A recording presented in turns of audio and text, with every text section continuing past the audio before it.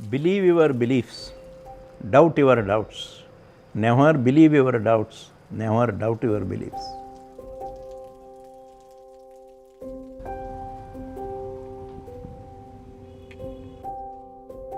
मैं first of all भगवान के ऊपर विश्वास रखता हूँ और कभी मैं सोचा नहीं कि मैं एक फिजिकली चैलेंज्ड पर्सन हूँ और डिजेबिलिटी है।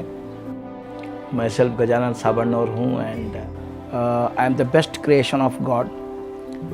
मैं भगवान को हर वक्त थैंक्स बोलता हूँ, जो दिया है उसके लिए थैंक्स बोलता हूँ।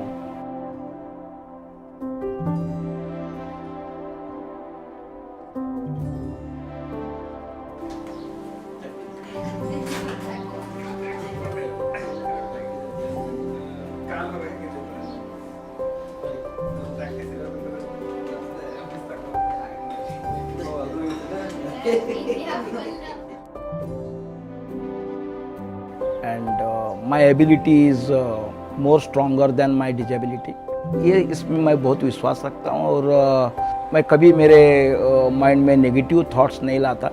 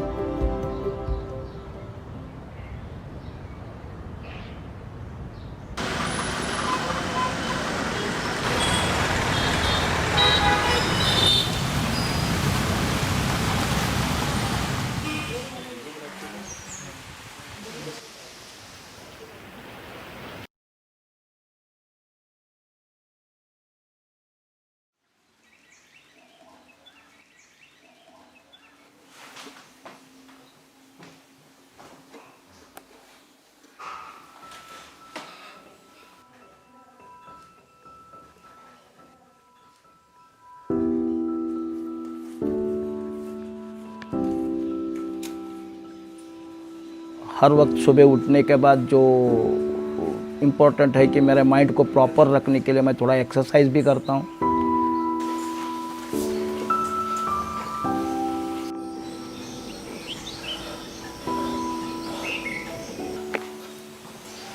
जो बाद में जो प्रार्थना करता हूँ ना, वो प्रार्थना में मेरा एक सेंटेंस बहुत बढ़िया रहता है, always I thank God I am your best creation in the world.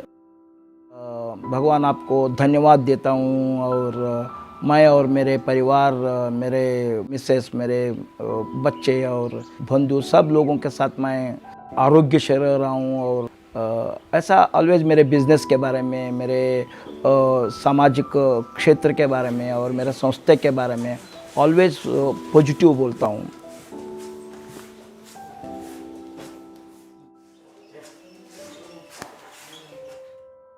एक निर्णय लेता हूँ, डिसीजन लेता हूँ। वो जो सपना है मेरा, वो हर सपने को मैं उसको गोल से कन्वर्ट करता हूँ, उसको डेट डालता हूँ, डिसाइड करता हूँ कि वो जो होने के लिए मुझे कितना टाइम लगेगा, कितना वक्त लगेगा। मैं एक एस्टिमेट करता हूँ मेरे एबिलिटी के ऊपर और मेरे प्लान के हिसाब से मैं एक डेट फिक्स करता हूँ उसको।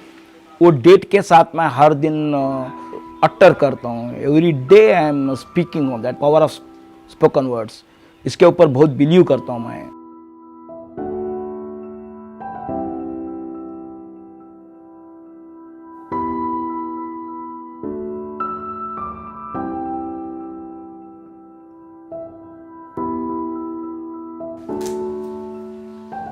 और जो चीज़ हमारे कंट्रोल में नहीं है, some things are not under our control, उसको हम कंट्रोल में लाना है तो एक ही एक चीज़ है कि हमारा स्पोकन वर्ड्स।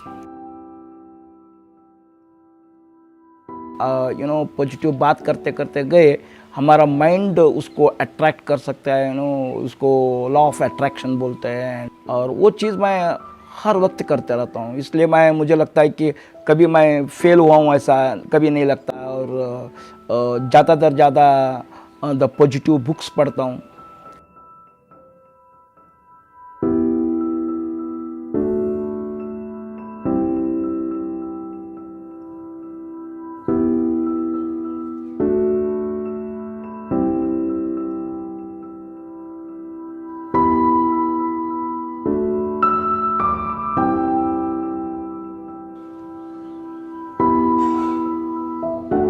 मेरा क्वालिफ़िकेशन M.Com DBM ख़त्म किया। फिज़िकली चैलेंज्ड होने के बावजूद भी वो एजुकेशन पाया, क्योंकि मेरे पेरेंट्स का एफ़र्ट्स बहुत है उसमें, एक्चुअली मेरे माँ का एफ़र्ट्स और वो टाइम का टीचर्स जो थे मुझे सिखाया, प्राइमरी में, हाई स्कूल में, इवन कॉलेज में जो प्रोफेसर्स थे, वो सब लोगों का सपोर्ट बहुत थे मुझे।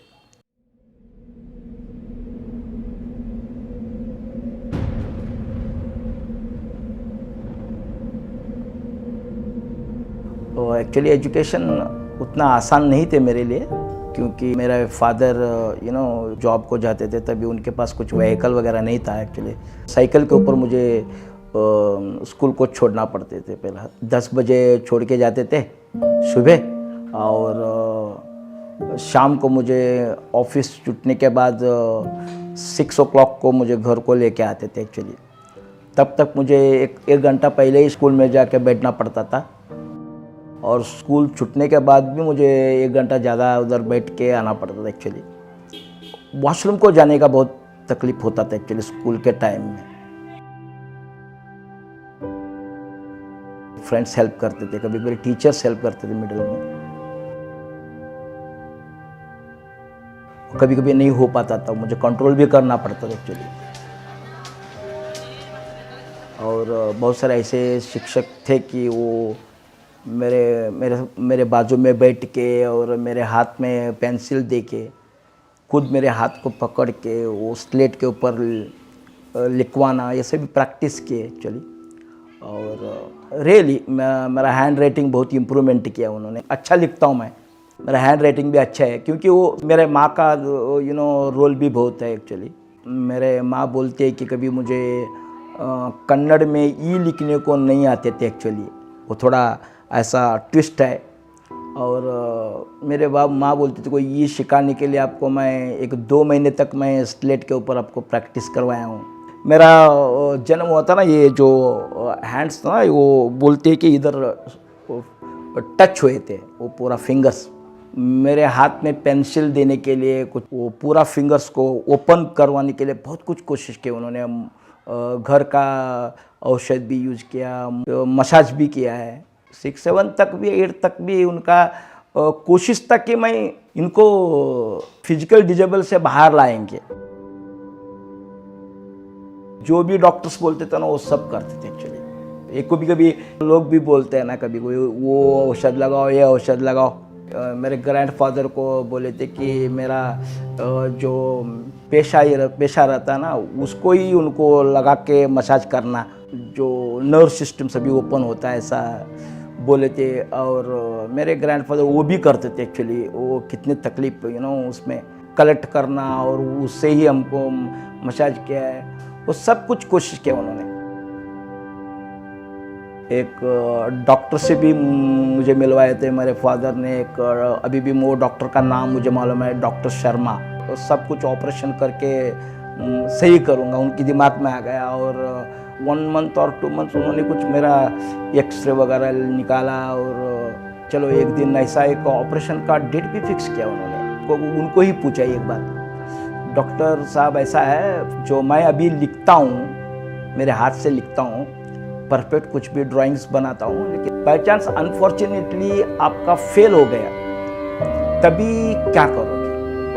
लेकिन वो सुन के वो डॉक्टर थोड़ा सोच में पड़ गया। और हमारे फादर्स को भी मैं बोला, नो, अभी जो है वैसा ही मैं कुछ भी करूँगा, डोंट वरी।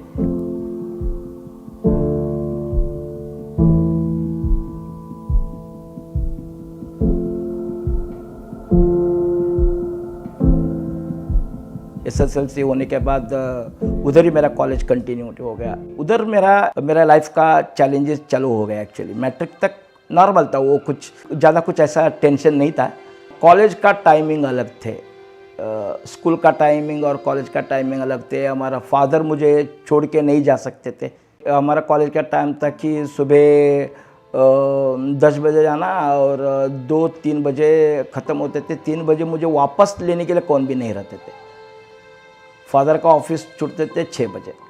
ये समस्या शुरुआत हो गया। तभी मेरे ग्रैंडफादर मुझे लेके आना पड़ता था और उनका थोड़ा तकलीफ़ देखने को मुझे अच्छा नहीं लगता, लेकिन मैं हेल्पलेस था वो टाइम में।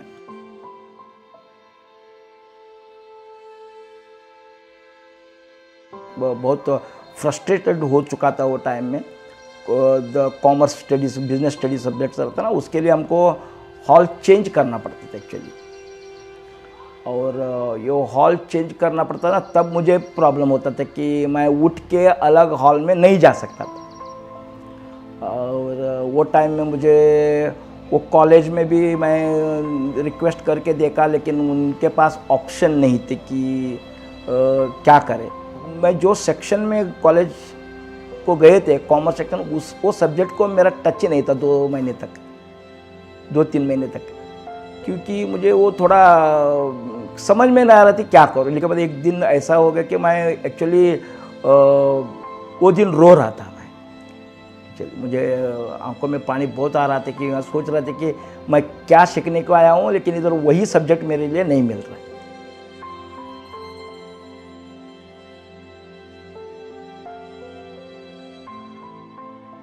और तभी एक मेरे बाजू में एक ऐसा ही एक स्टूडेंट बैठा था और वो मुझे पूछा क्यों रो रहे हो, और वो हिंदी में पूछ रहा था, मुझे समझ में नहीं आ रहा था। जो इंग्लिश मुझे आता था उसमें उनको एक थोड़ा एक्सप्लेनेशन किया कि मुझे क्या लग रहा है। वो बोला कि उसका नाम नासिर है। वो मुझे बोला कि तू चिंता मत कर, और तुझे मैं क्या करूँगा, एक क्लास को और एक क्लास को मैं लेके जाऊँगा, और तुझे किधर घर है ना उसको 3 बजे मैं छोड़ूंगा। लेकिन वो दिन उन्होंने प्रॉमिस किया एक्चुअली रियली, और वो कभी उससे पीछे नहीं हटा। और कॉलेज को लेके जाना छोड़ना, ट्यूशन को लेके जाना छोड़ना, इवन क्लास में भी इधर से उधर शिफ्ट करना, वो सब कुछ मेरा किया है। एक्चुअली एक भाई के भी ज़्यादा उन्होंने काम किया है मेरे साथ। और कभी कभी मुझे फिल्म को भी लेके जाता था। कभी ऐसा नहीं सोचा कि मैं उनके साथ एक डिजेबल फ्रेंड हूँ और उसको लगता था कि मैं नहीं तो उसको एन्जॉयमेंट नहीं है। ऐसा हमारा एजुकेशन बीकॉम ख़त्म हो गया और वो अलग लाइन को गए। अल्टीमेटली मुझे खुद को समझना पड़ा कि मेरे पास क्या एबिलिटी है। घर चलाने के लिए पैसा इम्पोर्टेंट होता है और फाइनेंस के इम्पोर्टेंट होता है, इसलिए तब सोचा कि पैसा आने के लिए क्या करूँ। इनिशियली मैंने थोड़ा इंग्लिश ग्रामर के ट्यूशन शुरू किए थे और बाद में मेरा कॉमर्स अकाउंटेंट से शुरुआत किया। तो मेरे पास 2 ही स्टूडेंट थे, उसमें एक मेरा भाई था।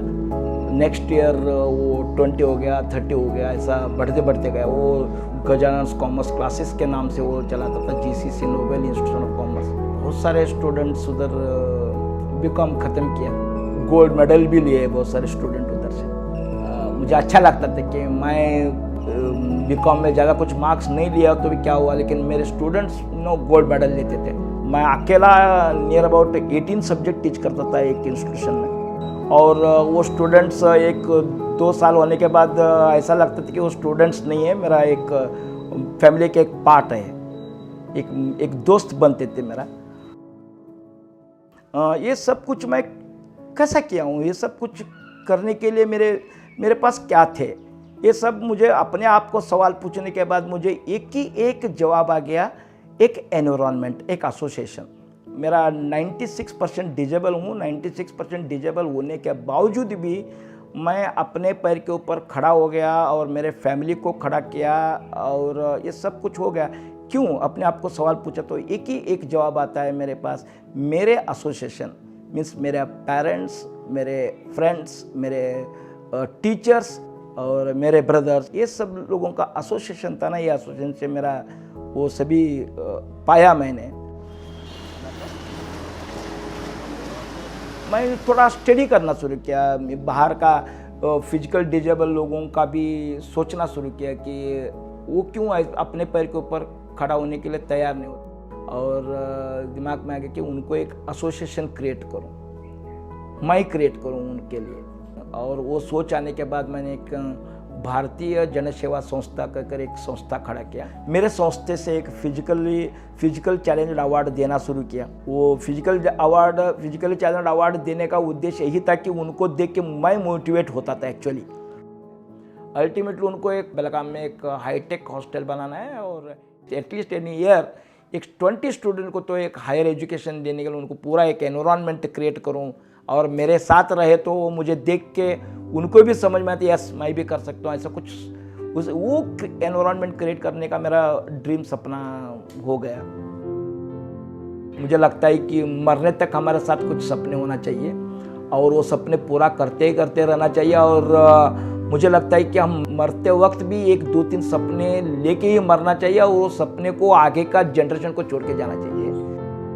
कभी कभी मैं कुछ लोगों के साथ बात करता हूँ तो ज़िंदगी क्यों जी रहे हुई उनको मालूम नहीं है। कभी कभी पूछता हूँ कि आपका सपना क्या है, सपना क्या है, सोचने के बाद वो दंग हो जाते हैं कि ये एक क्या सवाल है, क्योंकि उनको मकसद ही मालूम नहीं कि हम क्यों कर रहे हैं, क्यों जॉब कर रहे हैं, कुछ क्यों नई नौकरी कर रहे हैं, कुछ बिजनेस क्यों कर रहे हैं, हम क्यों सीख रहे हैं मालूम नहीं है। मेरी ज़िंदगी में एक मिशन बन गया है कि मैं लोगों को उनके सपने जगाऊं और उनके सामने रखूं कि आप क्यों ये जी रहे हो, क्यों करना चाहिए।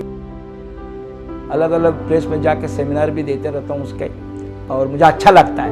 अभी किसी का सपना जाग गया और वो काम करना शुरू किया, और वो हमको रिस्पेक्ट देना शुरू करता है ना, बहुत एक खुशी लगता है कि यस मैं कुछ ज़िंदगी में कुछ काम कर रहा हूँ। आगे भी हमारा और सपना बढ़ रहा है, लेकिन कम तो नहीं हो रहा है मेरा, और भी करना है, कोशिश तो चल रहा है।